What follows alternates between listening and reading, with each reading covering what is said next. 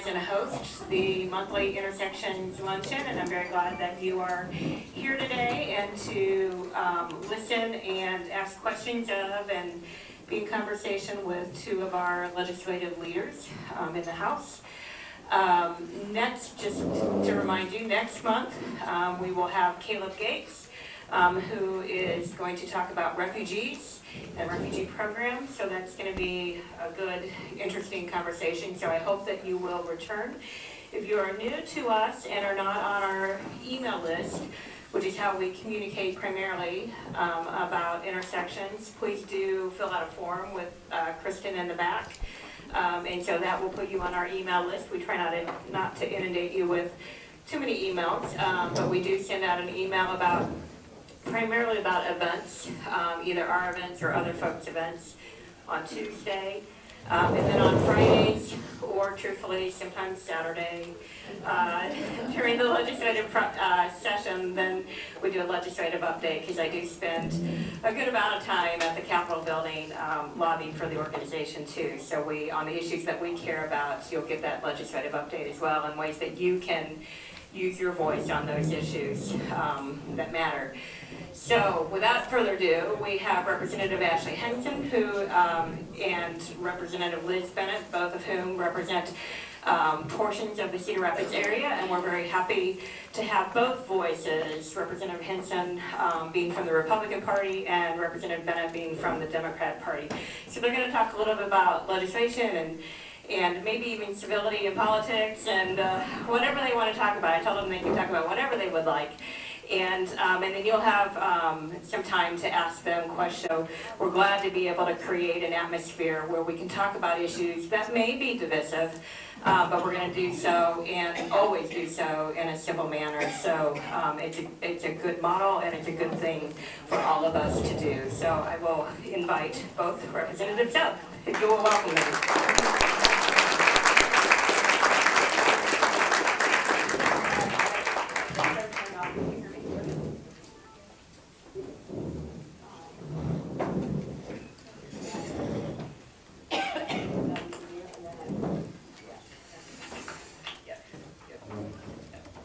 Hello. Sorry. Technical difficulties.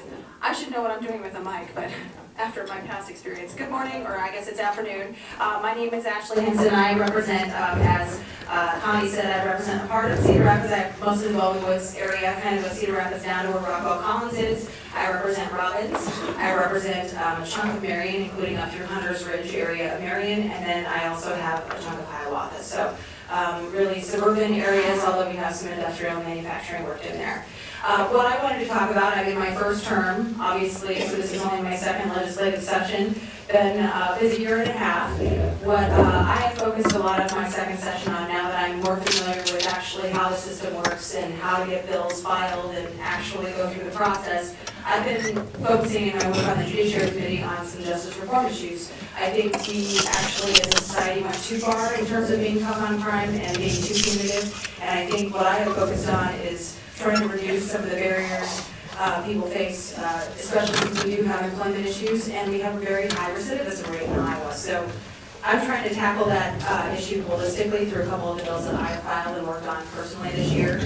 One of them actually passed yesterday, I believe, which is great, and I think it was 95-1. So one person voted against it, and I really think they just didn't understand what the bill did. But what it does is it actually allows an employer to have a little bit of liability shield when they hire somebody who does actually have a criminal background. So if there's something in your past that, let's say you were young and dumb and you had a drug charge on your record from a long time ago, an employer wants to take a risk on you and say, yeah, you know what, despite that in their background, I'm going to take a chance on them and hire them. Well, if somebody sues them and says, ex-employee messed up and they're druggy because it's in their criminal history, well, that's not related maybe if it's a financial institution. So what we're trying to do is say, if it's irrelevant to the civil cause of action, then it can't be used against you in court. So I think that was a positive step. I think we probably could go further, but I think that was definitely the first step that we needed to take to be able to let employers have a little bit of ability there to hire whoever they want. Another bill that I worked on focused again on reducing recidivism rates in Iowa We have a kind of like a graduated sanctions program already in the state of Iowa through community-based corrections, but it's not being applied uniformly throughout the state. So while you may have really great access here in Lynn County in the 6th Judicial District, some of the other judicial districts may not have the same resources or may not even apply this continuum the same way. So initially I had laid out a whole bunch of suggestions in the bill, decided after working with the Department of Corrections that we needed to take a more holistic look at it. So we are going to hopefully do a interim study committee to look at those sanctions. Is there a way where we can help these people before they get in trouble and end up back in prison again? And so those are two of the key issues that I've been working on as far as justice reform goes. Other than that, I think that's enough boring update for me on the legislative session. Liz, do you want to give an update on what you've been working on and what you're doing? Okay. Can you hear me, folks? Here we go. I'm just going to sit down this coffee. Thank you very much, Representative Hinson, and I would like to say that I don't think anything that you just said is boring. So, Representative Hinson discussed a number of the things that we've been able to work on in a bipartisan manner in the State House, things that I'm really happy about.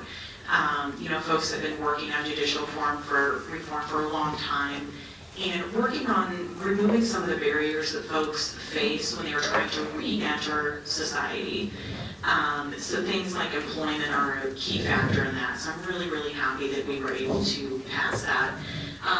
Many of you also know that during this past week, we passed a step in the right direction on mental health. I think that was really important. I think it was one of these bills where not everybody got what they wanted, but providers from across the state worked with legislators on both sides of the aisle so that we could take a step forward. We also passed this past week some protections for victims of identity theft. This was a consumer protection bill that was worked on both sides of the aisle. So again, I am Representative Liz Bennett. I serve Iowa House District 65. That encompasses most of the southeast side of Cedar Rapids. I have Nubo, Czech Village, kind of up to Wilson Avenue there. I also have Mountain View and a little peninsula right behind Mount Mercy. So I think I've seen many of my constituents here today, and I thank you for being here. I work primarily on a number of different issues in the State House: environmental issues, clean energy, climate change, justice issues, in a number of different arenas. Was happy to support some of the legislation that Representative Hinson mentioned.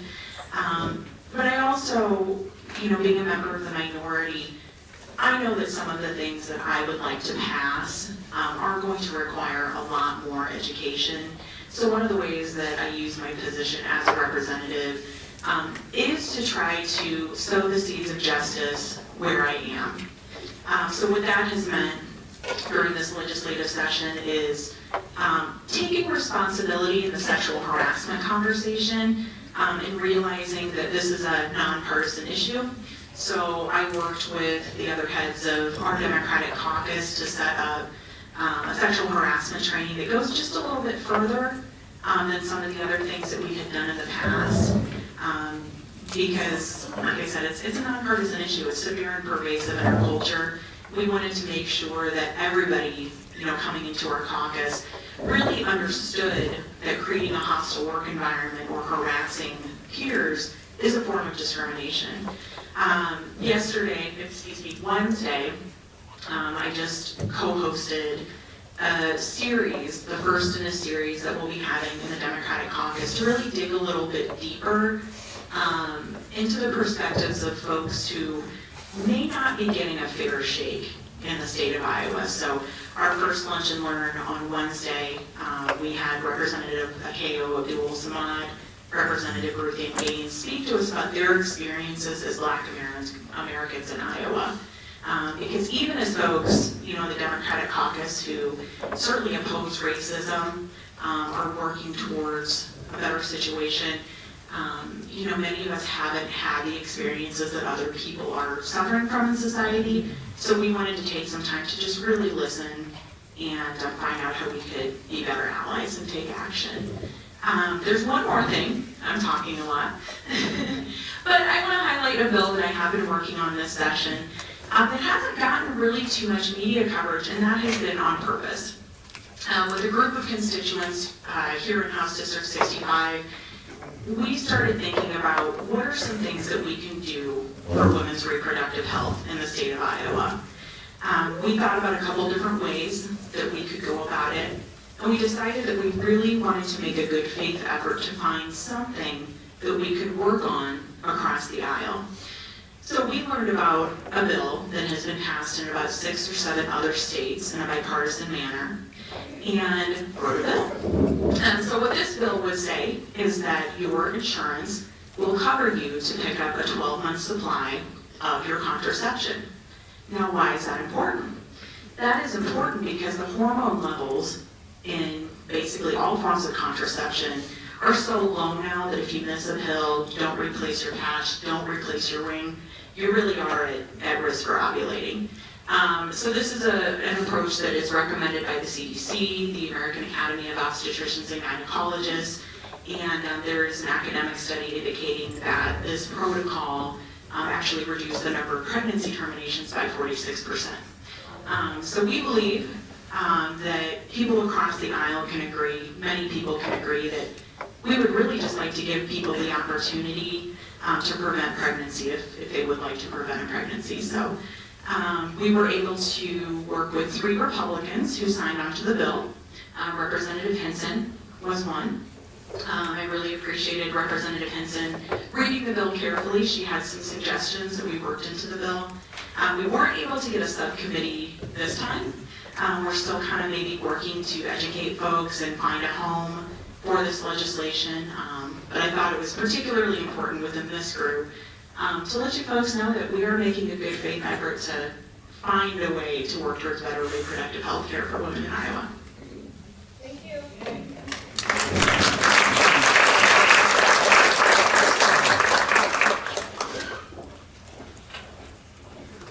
One other thing that I know Representative Bennett also supported this in our committee. We serve on Judiciary Committee together, and we're working on a victims' rights constitutional amendment here in the state of Iowa. Obviously, I want to make sure that offenders are treated the way they should be, and they have constitutional protections, but we don't have any current protections for victims in our Constitution. And so that's another bipartisan bill. I sit next to Representative Marty Anderson, a Democrat from Des Moines, and she and I are co-sponsors on that bill. That's one that, again, I mean, I think most of the legislation that we do work on is bipartisan, and I think I tallied it up last year, 88% of it was. So this bill, though, would provide rights for victims to be present at hearings and I guess you'd call them, just gathering information throughout the process, being notified when an offender is being released from prison. That doesn't always happen necessarily. The parole board is at 100% notification rate, but not necessarily Department of Corrections. So we're trying to make sure that victims are treated with respect and dignity and have a right and have a voice in the process as well, while not sacrificing any of the rights of those that are accused of a crime. So that's a bipartisan bill. We're continuing actually to work on. I'm going to have another amendment as it hits the floor because the constitutional amendment has to go through 2 general assemblies and then go to a vote. So we have one chance to get the wording right on the language. We're making sure that when it hits the House floor, it is absolutely perfect. And then it will go through the Senate, and then next legislative assembly, it will have to pass again, and then it will go to the voters for a vote. So that's one, though, I think the polling just came out this last week, and 80% of people in Iowa support that. So I think that's something that's very positive that we are doing, that I think will make a difference and show that Iowans value crime victims here in the state, too. Okay. So it's our habit, and we're going to make sure this works, that if you'll raise your hand, I will come to you, and you can ask whatever question. It can be on the issues that the representatives have highlighted, but it doesn't have to be. Whatever you would like to ask. I'd like to continue the bipartisan theme by virtue of the structure of the program to thank the bipartisan effort of both Liz and Ashley. Some of you may have read in the paper this morning or seen on Channel 2 last night, a number of us promoting what we call Connect Cedar Rapids, which is what we call the Sleeping Giant Bridge in Cedar Lake. And it was inspiring to be in the legislature, particularly with these 2 leaders, and to thank Ashley in particular as her role in the Appropriations Committee of giving us guidance to work through the subcommittee, and Liz, for you being there and cheering us on.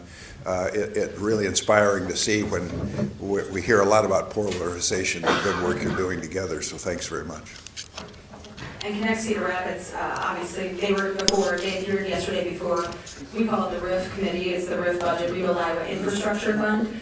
There are a couple of different funding streams that we thought could be appropriate for this project, and the ask is $1 million a year for 3 consecutive years. And significant amount of private investment, which I think most legislators, when they're looking at how state dollars should come into play, they look at that. Is there a significant private dollar amount that's been raised? What's the commitment level already? What's the end goal of the project?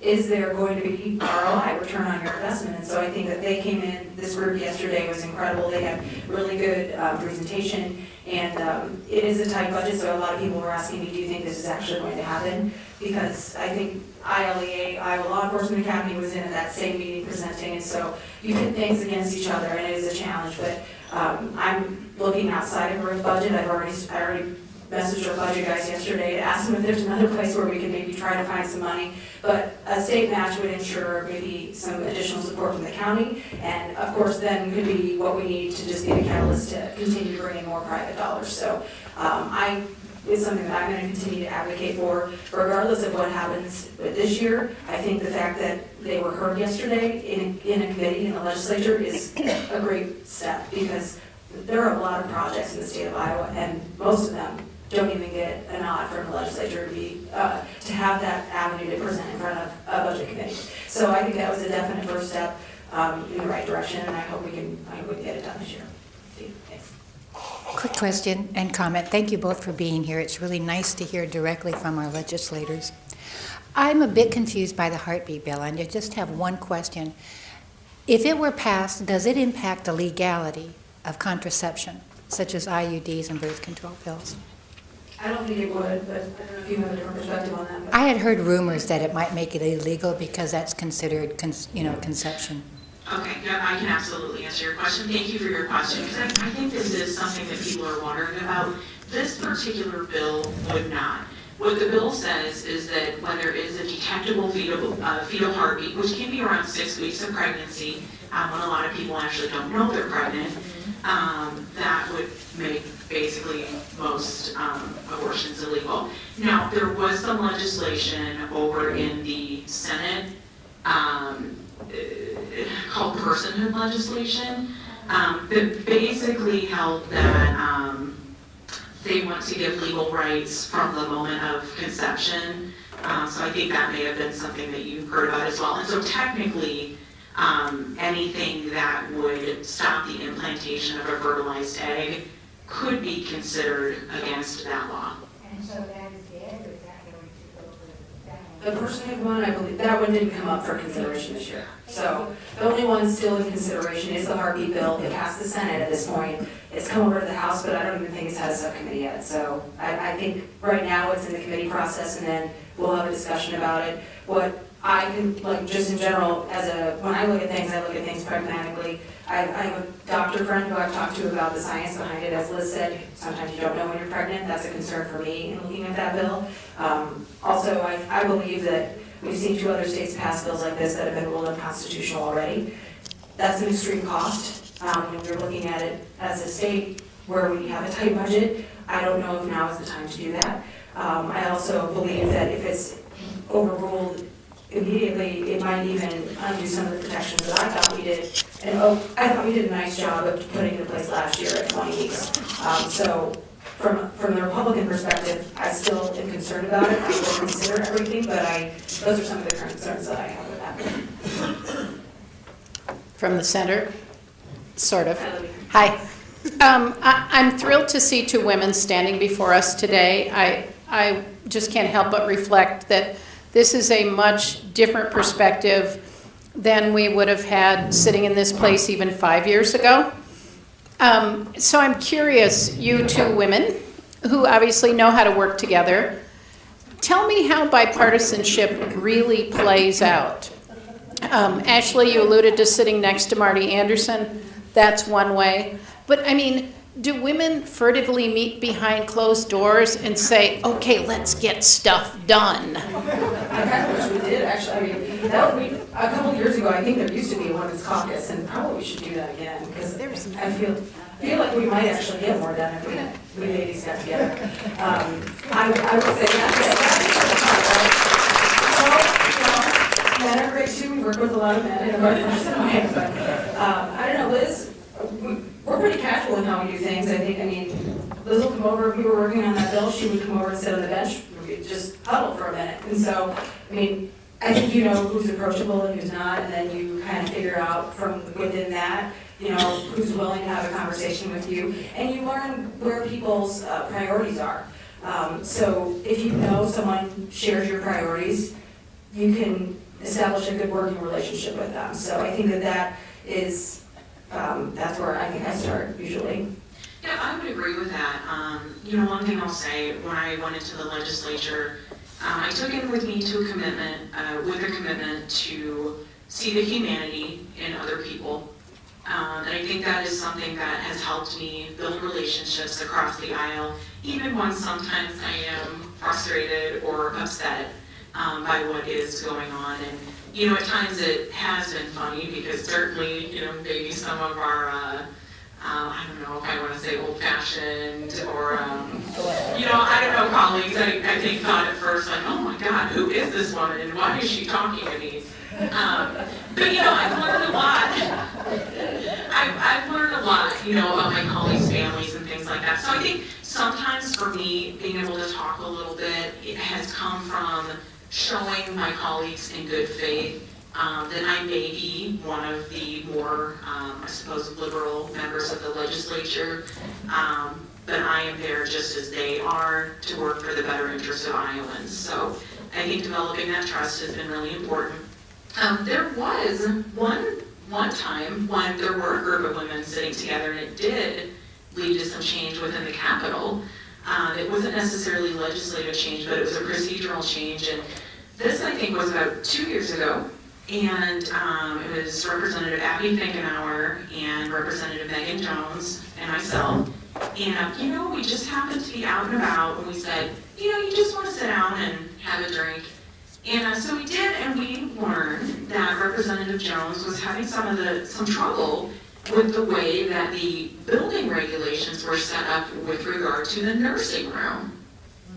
And now, as you can imagine, another baby too. Yeah, she just had another baby. But at the time, it was making it very difficult for her to continue breastfeeding, and she expressed to us that she had actually stopped early because apparently, so she called it the nursing czar, the breastfeeding czar. Apparently there was this onerous process where she had to go to another building and you could only reserve the time at such and such time, and you know, otherwise you had to go to the bathroom, which you want to feed your baby in a bathroom? No. You know, so, and you know, we I think empathized with her, even though neither of us have children. You know, being a young mom, you know, trying to be a legislator, feeding your baby, having somebody who is the czar of something tell you have to do that, that could just be a lot to deal with. So we said to her, you know, you're kind of the boss in this building. Why don't we get together with the nursing czar and figure out what we can do? Because if you're having this problem, other women in the building are having this problem. And that is an obstacle to women participating fully in government.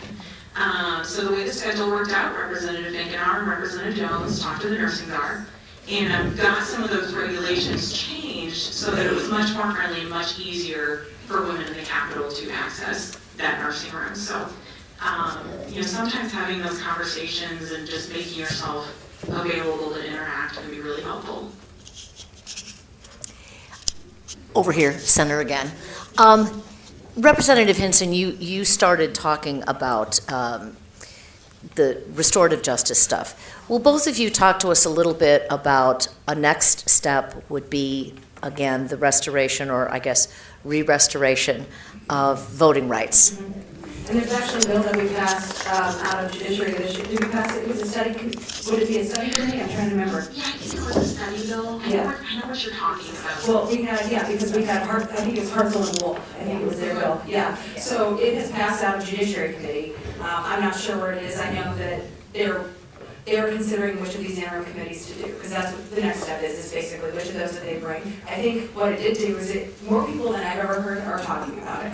And I think that that's a definite good first step. I actually I had a group of realtors from Cedar Rapids came over to visit us, and one of the realtors was telling me the story of a great young man who they have hired, went through the entire training process to become a realtor. He's 28 now, married, has a family, but had a breaking and entering charge from when he was in college. So again, like what I referenced where, okay, he was young and dumb, did something stupid, and then now he is really taking ownership of his life and trying to get his life back. And I don't think he even knew that he could try to get his rights back. So part of this is education. So I sent her, the current structure right now is it's a one-page form. So I sent her the PDF and I said, send it on to him. Make sure he at least knows that that exists. I don't know if people are ready to go for the full automatic restoration right now, but at least the conversation is happening. So we passed a bill that would at least look at the process, which I think is a good step. And I really appreciate you working on that, because I think even when I first got into the legislature 4 years ago, a lot of this stuff just seemed like, ooh, we don't know if we want to touch that. I think a lot of people were afraid that their voters would equate that with not holding people accountable. I have seen a shift in people's thinking just a little bit from the need to, punish and punish and punish, to the idea that we do want people to be accountable. We want them to serve their debt to society, but we also know now that there is a point at which you have served your debt to society, and we want you to come back to society. We want you to participate with us. We don't want you to go over there again, so. Yeah, one other, I guess I should mention too, there's an automatic revocation on that theme of your driver's license if you're convicted of any drug offense, regardless of if you're under the influence at the time. So we are, actually the governor's on board with this, and I have a Senate sponsor, and I have the sponsor in the House, but it would basically eliminate drug revocations of driver's licenses. One of the biggest barriers, as we're talking about, is getting to work after you've been, yeah, right, exactly. It seems like a no-brainer, and but it's actually a federal law. So we have to go through the process of saying, as a state, Iowa says, no thanks, we're not complying with you, federal government. We're doing our own thing here in Iowa, and we want people to not have that undue penalty. It'll actually save the Department of Transportation money, and it will get rid of this barrier. So I think that to me is a no-brainer, and we seem to have the support. It already passed the Senate, I believe. I think it was in the paper today that it passed the Senate, so working on the same thing in the House. So those are all, again, little steps that we think, again, I think I mentioned it in my opening comments, I think maybe we've gone a little too far to be too punitive in some cases. Another thing, I've had a couple conversations, and Mary Wolf is the ranking member on the Judiciary Committee right now. She's an attorney from Clinton County, and she actually filed an amendment on the bill that I ran yesterday, withdrew it because it wasn't relevant to the bill, but had a conversation about expungements for misdemeanors and at what point we should maybe even have that conversation. Another thing that we've been looking at is changing, we do have a strain on our prison system. We have a lot of people who end up in prison on really low-level crimes. So is there a place where we can make some of these simpler misdemeanors or even low-level aggravated misdemeanors fine only instead of a more punitive penalty? So we're talking about all those things, which I think it does take, as Liz mentioned, you don't get everything done in 1 year. We only have 100 days of legislative session, and getting 150 people on board with you in 100 days is very challenging. So I think we've had a lot of positive happen this year for that. Yes, thank you all for being here. It's a real pleasure to see both of you and to hear that you're collaborating on some important issues for particular constituencies. I wonder if you all might address the issue of tax reform that the Senate has already passed, and I believe the governor's recommendation is for even a steeper tax cut than the Senate was prepared to pass. So, and I understand that maybe there's some issues in the House that the Senate didn't have to deal with or didn't deal with. So I wonder what you could tell us about really these draconian proposals that would affect everybody in the state. Thank you for the question. I think we both figured that we would talk about that here today. And I'm really going to try to moderate my tone here because I am very concerned about the direction that the state is going in with regards to our revenues. There is no way that I will support either what the Senate has passed or what the governor is suggesting. In my view, I believe that it is based on the theory of trickle-down economics. The idea that, somehow tax cuts to corporations and the wealthy will somehow trickle down. I disagree with that, and I think there's a lot of evidence to the contrary. I'm very concerned about our ability to fund crucial services in the state of Iowa, things like victim services, all kinds of things across the state. Education, oh yeah, we could go on the list. I'm trying to moderate myself right now because Representative Hinson also gets to talk. So yes, I think lots of us, know what I'm saying when I'm saying that crucial services, are getting cut. So I think that as a state, we really kind of have to have this conversation where we really think about what kind of state do we want to live in. I'm a person who thinks that a budget is a moral document.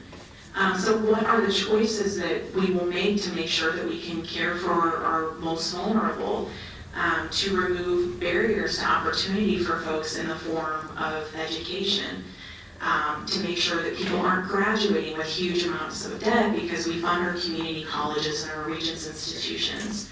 A lot of times in politics we talk about, people love to talk about their family budgets, right? And, I think when I was growing up, I was very fortunate. My parents were in good health, and, my dad's a police officer, and so that was a good job. And, my parents made sure that they were going to be able to take us to the doctor.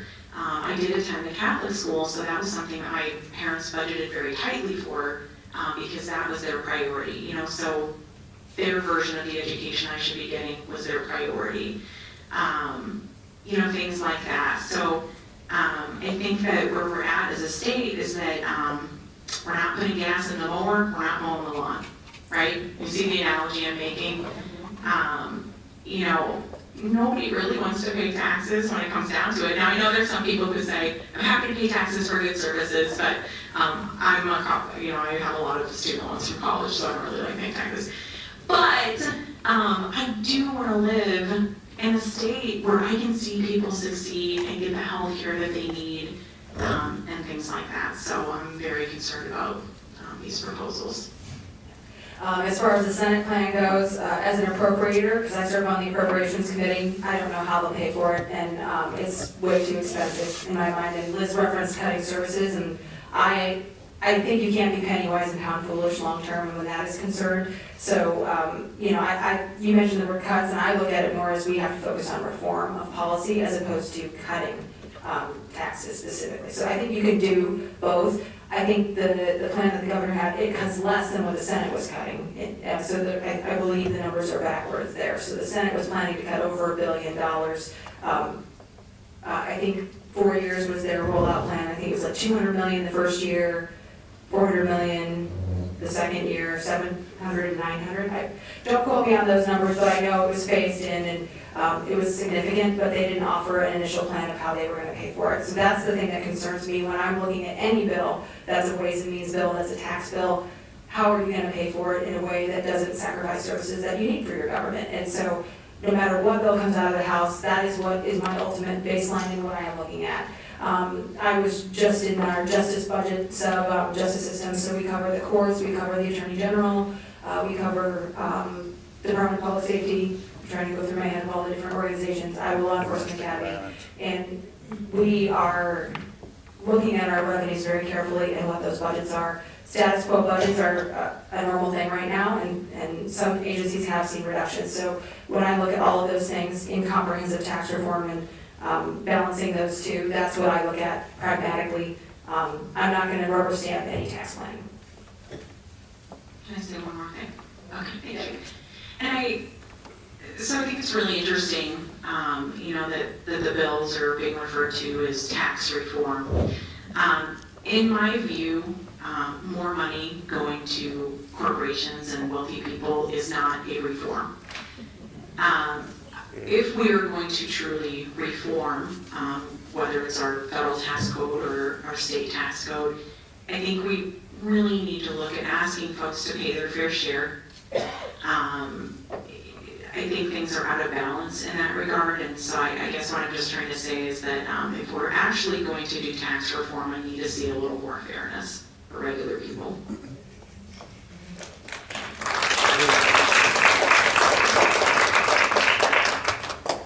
I want to also applaud, but I want to applaud your efforts in sentencing reform and the judicial reform work that you're doing. But I'm kind of interested in what part does treatment have to play in your reform? Is that being a part of your discussion? I know that in some countries, for instance, I read a study recently of Norway, of all places, yeah, they're coming here. That they've put a lot more money in treatment, in substance abuse treatment, alcohol treatment, and mental health treatment, and they're actually closing prisons, and it's at a lot less cost than what it costs us to keep prisons open. What is the treatment part any part of your discussion? It hasn't been yet comprehensively, just as it goes to prisons. We passed, as Liz mentioned, the mental health bill, so I think in general, mental health has been a part of the discussion, but it hasn't been as far as what I've done so far for the work that I've done. Gotcha, yeah, I would agree with that. I think that we've kind of talked about the mental health piece, and we're trying to make some steps forward in that, but Ro, I think what you're describing is a paradigm shift with regards to the concept of corrections. So I would like to see us examine that paradigm, because from my understanding and some of the things that I've read, the idea of the carceral state is something that comes up. The idea that our remedy is throwing people in prison. I think there's a lot of information out there that indicates that sometimes you're worse off, like you're always worse off for having gone to prison than maybe not. So I think as a culture, we need to have a shift where instead of relying on, I think there's something in us where, it feels good to be like, yes, I am punishing you. But a shift to something where it says, well, what can we look at and say, obviously we can't have you doing this, right? So what can we do to have you not do this and protect society as a whole? So I think we need a paradigm shift. Thank you.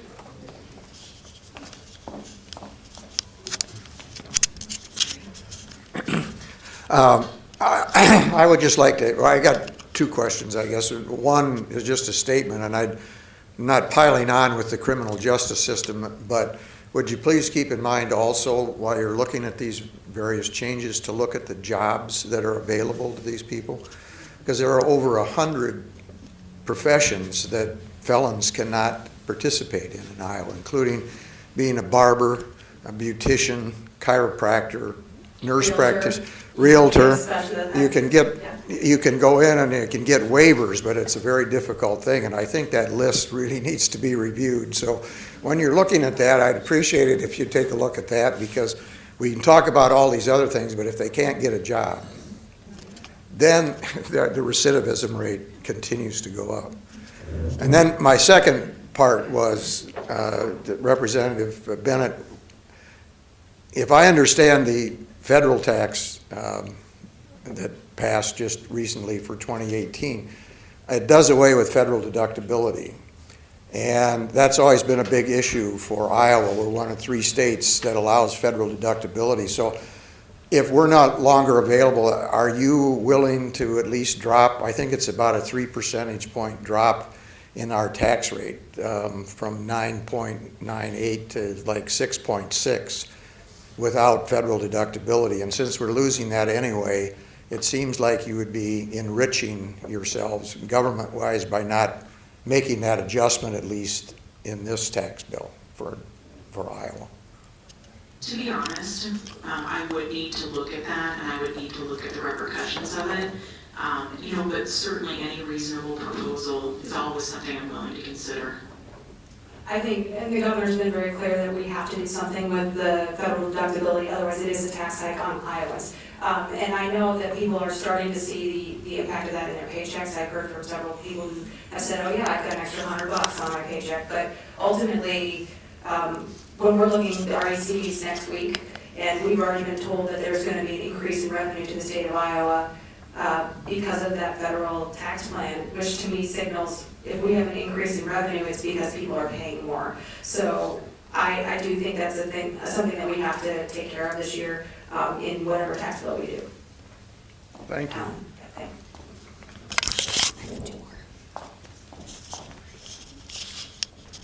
You had mentioned that one of the laws that you looked at that 6 states had already put into place, it was a good law, you basically worded it the same, right? My question is, do you take some of the things like Kansas on how they've not done well with all these cuts, or Wisconsin with voucher systems? Do you look at that as well and say, geez, that isn't working there? You know, it's great to take things that work, but it doesn't seem like they take very seriously the states that have tried some of these things and they haven't worked, and then we go down that same path. And I'm just curious as to why it works if it's a good thing, but if it's kind of a not so great a thing, why they don't take that into account. We have several different organizations, I would say, available to us as legislators. NCSL is one, NCSL is National Council on State Legislatures, CSG is Council on State Governments, State Legislative Leaders Foundation. All of these groups are bipartisan or nonpartisan groups, I guess you'd say, but they all have policy recommendations, and they do look at that. So a lot of the things that you look at when it comes to policy are what states have they worked in, and what's different about those states. Some states have different tax policies, so a bill that works here in Iowa might not work for them. So I think if you are doing your due diligence as a legislator, you do that. I don't think everybody always does that in every state, and that's why you see failures. So I think if you are doing your job, and you can, again, it's tough to get 150 people to all take that process seriously. I think every legislator takes their job seriously, but I think there is a lot of work that goes into doing all that research. And we do have a good nonpartisan group called Legislative Services Agency too, which does a lot of our, if we have a question about something or a policy discussion, you can ask them just about anything and they'll do the research as well here in the state of Iowa. So I'll answer that, and with just a little bit different perspective. I think that there can sometimes be a difference in philosophy that leads a person to believe, or leads a person to define what works a little differently. So, for example, some people might say, if state agencies aren't receiving funding and then they're not delivering services, one person might say, well, that's terrible, we need to kind of look for efficiencies, we need to get that funded. Another person might say, well, that's okay because this is a step on the way to privatization. Because from a fundamental view, we don't believe that state agencies should provide services at all. We think that this should be completely taken care of in the private sector. I don't think that the majority of folks in the state legislature have an extremely pure ideological view on that, but I do certainly think that some of the decisions about policy are influenced by those types of ideological views.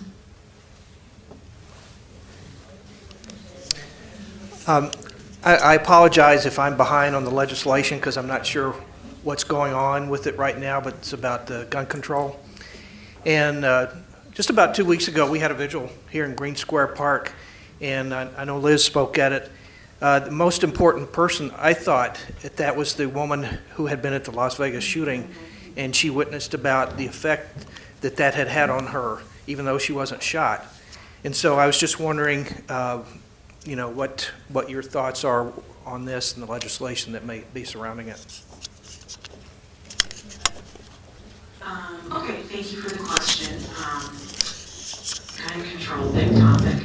I can talk first about a bill that we're probably going to get on the State House floor, and then also speak a little bit more broadly to that. And again, I'm going to try to keep my tone moderate because, I want us all to be able to have a good conversation here. House Joint Resolution 2009 is a bill, and I sat on the subcommittee for that. That would install into the Iowa Constitution the right to keep and bear arms as a fundamental individual right, which shall be subject to strict scrutiny. Now that's really important to know about it. So two things, some proponents of the bill are saying that it's simply the Second Amendment. It is a little different, than the Second Amendment because, for example, it omits contextual things such as a well-regulated militia, in my view. Strict judicial scrutiny is the highest level of scrutiny. It holds that something must be serving a compelling government interest. It must be as narrowly tailored as possible to achieve those goals, etc. So some of the concern with this particular bill, from kind of maybe just a moderate perspective, is that while it may be possible for reasonable regulations to be upheld, it really opens the door for a lot of litigation on things that many people would already define to be reasonable. So 3 other states have this language in their constitution. Louisiana is one. And they've had to litigate all the way up to the Louisiana Supreme Court, things like bans on felons carrying weapons. And one of the particular laws they had to litigate was pretty narrowly tailored to a certain set of violent felonies. So that's kind of my concern about that bill. I also think it's perhaps an inappropriate time to be bringing something like that to the House floor. So that's number one. Number two, one of the things that people talk about with these shooting events is mental health. 2 things about that. Number one, if you do a little research, I believe only 20% of the folks who have committed these mass shootings were diagnosed or diagnosable as having a classical mental health disorder. Now that is not to say that mental health is not important. It absolutely is, because that 22% of folks took a lot of lives. So we need to focus on mental health, that's absolutely true, but it's just a little coincidental to me, just real funny, that other countries aren't having these problems in the magnitude and the way that we are. So there's some discussion going on about instituting an extreme risk hold, so that if a person is, it would install a process whereby if a person is adjudicated to be at a risk, a mental health risk of potentially doing violence to themselves or others, that they would not be able to possess a firearm for a certain amount of time. We certainly don't want to stigmatize people who have mental health issues, especially in the context of mass shootings. It's really important to know that a person who has a mental health issue is more likely to harm themselves than another person, which is sad in and of itself. So we just need to be a little careful about where we put our focus, but certainly when we do see that somebody is struggling, they are maybe expressing that they're ready to go off, we need to have a way to protect others from them and protect them from themselves. So that's something that's being discussed kind of on the down low in the State House right now. I've seen other people suggest things such as a ban on AR-15s. That is a type of rifle that is used frequently in these types of shootings. It does a substantial amount of tissue damage in a way that is different from another type of pistol or rifle. And some other people, and this has been really interesting, some folks who do own weapons have approached me and have started to talk about maybe there being a particular age at which a person could purchase these types of weapons. And what they've said to me is, well, you know, some people, you can't run a car until you're 25, or you can't drink alcohol until you're 21. You know, if you're 18, you're potentially still in high school, and you're going out and buying an AR-15. So what I would hope is that somehow we can have a little less polarization over these issues. I really wish that we could find a way to start talking about, let's look at the research, let's look at the evidence, let's see what it shows, and let's take action based on that. That's my hope. And I do think we do need to do research on it. I think there has been no research done on gun violence, and I think that's a federal issue that needs to be fixed. I don't like to often interject myself in the federal government's problems, but this is one where, as a citizen, I think that they do need to do that research, and then that would also help to give us some guidance on some policies that we can enact here in our state. One of the things that I will say is an immediate need in my mind is to make sure, obviously we have, this would address one of the issues, that is schools being soft targets. There are still a number of schools in Lynn County that don't have single access points to get in.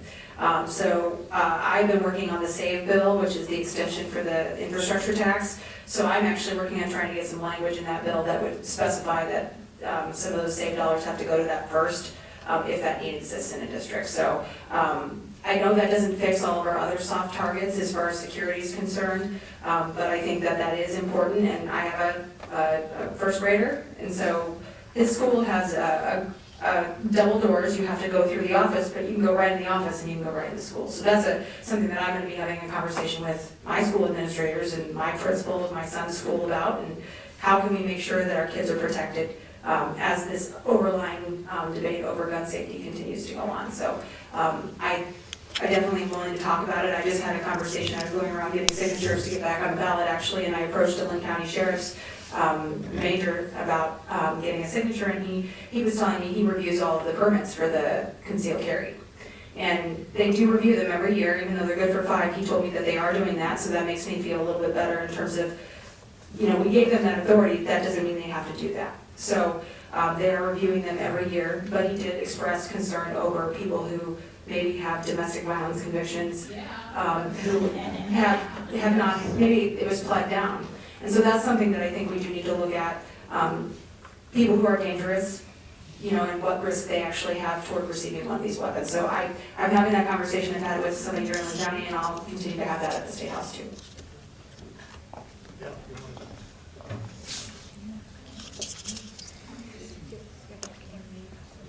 My question is changing the subject a bit. And the environment was mentioned before, particularly the water, the purification of water. It's my feeling that this is sort of a philosophical divide on this, between having the government at some stage tell you how you can use your land and what you do, and the idea that the land belongs to individuals and they can decide how they want to control water and protect it where they are. Should there be, the thing that I find a little bit difficult about the idea, although I think individual land use is very important, I'm not sure we have time to wait to convince every farmer and every city and every small town that this is really important. Do you? Well, I believe we did a good first step in the water quality conversation this year. That was the first bill that we passed out of the House this year. I do think that there is a balance between property rights and our environment. I actually did a presentation. I was over in China this past fall, and they asked me to present on how do you balance environment with economy, because it is a major challenge for river states and river communities.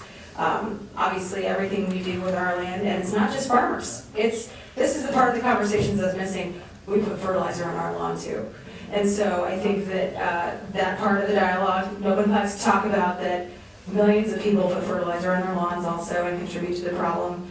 So what can we do to be better stewards of our land, but still have a green lawn if we want it? I mean, I think that is an ultimate conversation. I don't know what the answer is, and I don't have a good answer for you today. I'm not an expert in environmental or water-related issues, so all I can say is that I'm willing to listen to anybody about it. I agree with you. I don't think we're going to change everybody's mind, but we do have to look at the balance between what our farmers are doing in terms of being good stewards of their land and what kind of yield they're getting out of that and at what cost.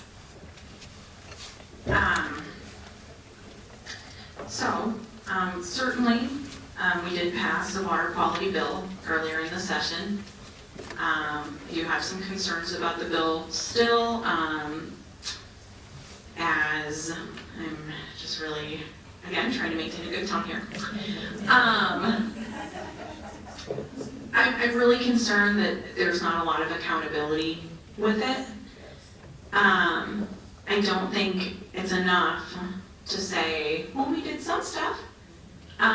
We need to get to a measurable place because we do know how polluted our waters are. Simply saying, well, we're doing something or we're doing a thing is not good enough. We need clean water. You don't clean half your room and go, look, I cleaned my room. Well, you still have 4 empty cans of Pringles on the floor. This may or may not have happened in around 1996 and a room occupied by a young woman. But I think you get my drift on that. I do think this is a conversation that we're having regarding environmental issues, not just clean water, but clean air, sustainability, climate. Because certainly I would love to believe, that all of us will come together, that we'll stop doing unsustainable things in the city, that, things out, with fertilizer on fields and stuff like that, people will just, out of the goodness of their hearts, they'll just do what's right. I think the reality is that here we are, it's 2017. It's 2018.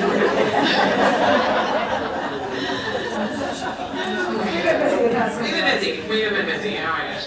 If you follow me on Snapchat, I think my last snap yesterday was just like, oh my god. I buy a lot of under eye concealer. So if you own a drugstore, maybe. But, here we are, it's 2018. We are all paying the cost of pollution. So whether it's a city that has to invest more into processing water, whether it's because we have a dead zone on the Gulf of Mexico that's affecting people there, whether it's that we're having extreme rains that overwhelm our water control system here in Cedar Rapids, whether it's the types of extreme storms that are often affecting folks who have less money and are disadvantaged in other ways,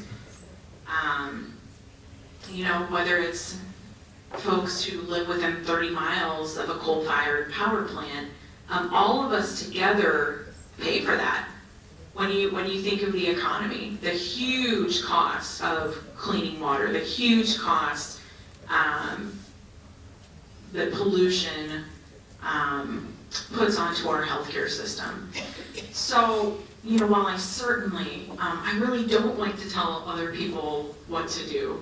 I really don't. I really kind of am somebody who thinks like, well, you should just do your thing, and that's nice. But I think we're in a situation with a lot of these issues where everybody else doing their own thing is really harmful to other people. So you kind of have to start asking at what point, do people have a right, an inherent right as human beings to drink clean water? Do they have an inherent right to to breathe clean air? So I guess to more directly answer your question, I'm probably somebody who would be more in favor of asking a little bit more from folks and measuring that.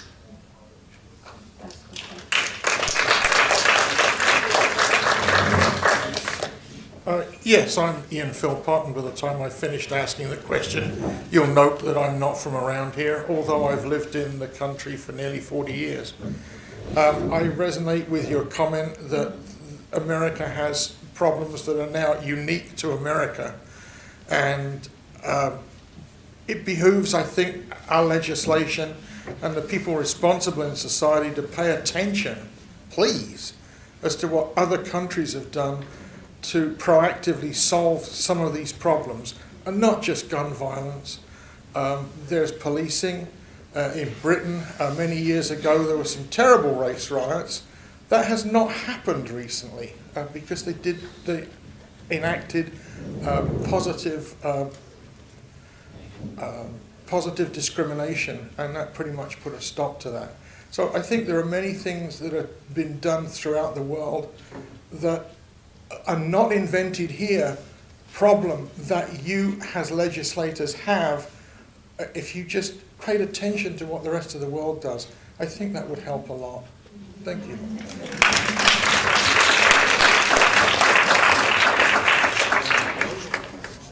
Any comment to that? Thank you. There. Appreciate that. And you do need to look at, you need to have a worldview as well as considering what other states are doing. It's imperative. The perspective is everything. Help me to thank Representative Hinson and Representative Bennett.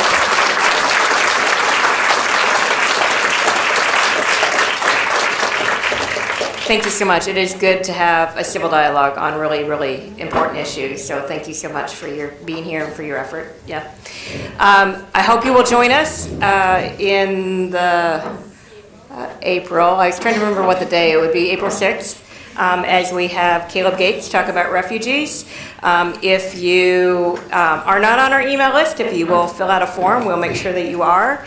If you will help us to clean up, that would be awesome. And we do reuse the name tags, so if you will take those off and leave them on the table, we will pick them up. Thank you so much. Have a great weekend.